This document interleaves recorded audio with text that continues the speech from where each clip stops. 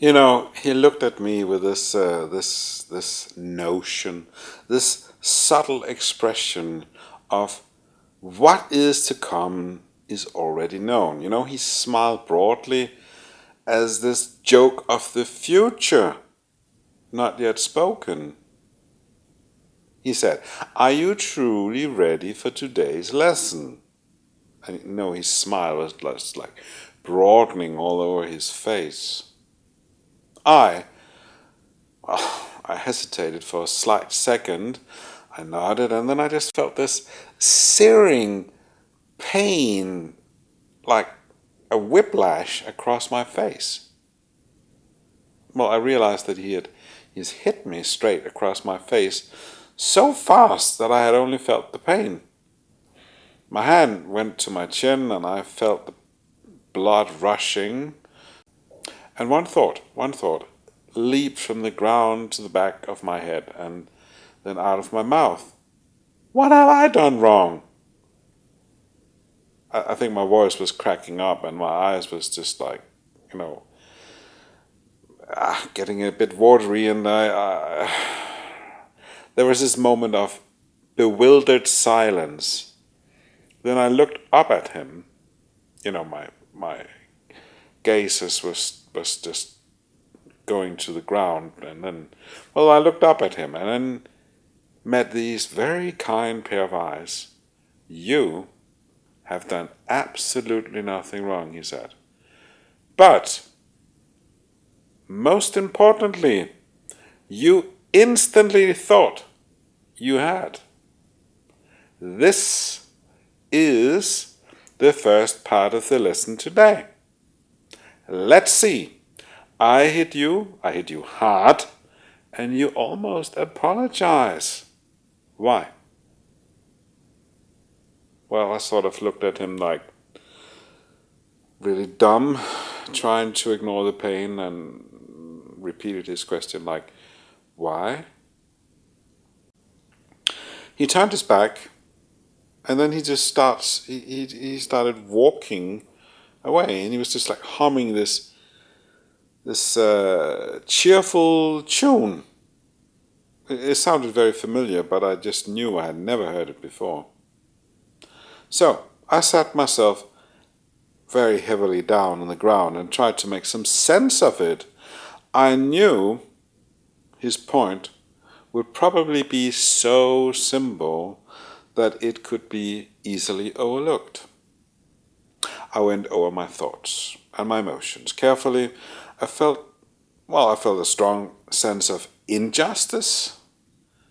And I must admit, I felt this overwhelmingly urge to strike back, or the very least to verbally assert myself, or at least to gain his respect or something.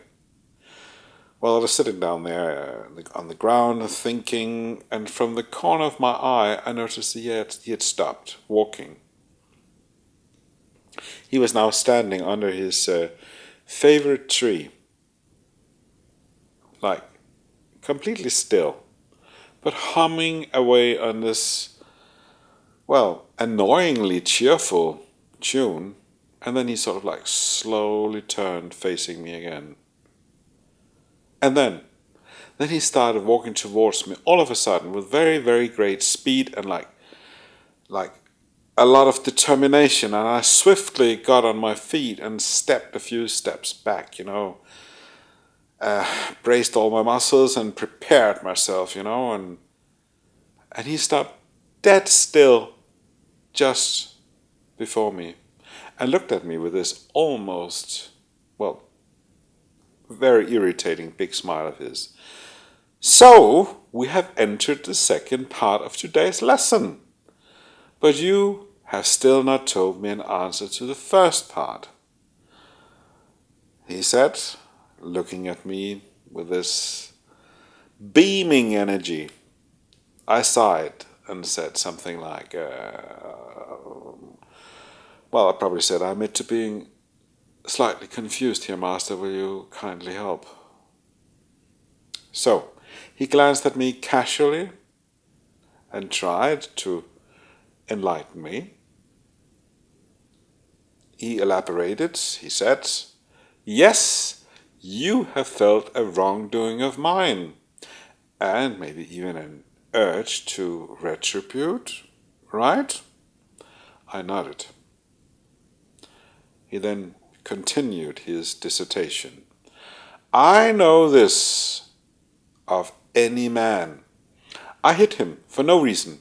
No reason at all. He then thinks he must have done something to deserve it. He might think very, very, very hard, and then even find any silly reason just to make it fit. Yeah? If he can't find any reason, he wants to hit back. In either case, he is predictable and misguided. I nodded, and feeling really heavy in my head, like thick, and trying to wrap my wits around this thing here. One thing for sure still bothered me. What I asked him, what if I really had done something wrong? He nodded, like thoughtfully, like I actually made a point or something. And he said something like this: if you truly knew you had done something wrong, I would not need to hit you. You would simply choose to do right by me of your own free will. He turned his back to me and started to walk again. Then he stopped again, slowly turning himself around, and said, You stepped 2 full steps back in fear when I rushed back, because you thought I might strike you again. Huh? You thought you might learn from the past. Indeed, you can always learn from the future, but only sometimes from the past.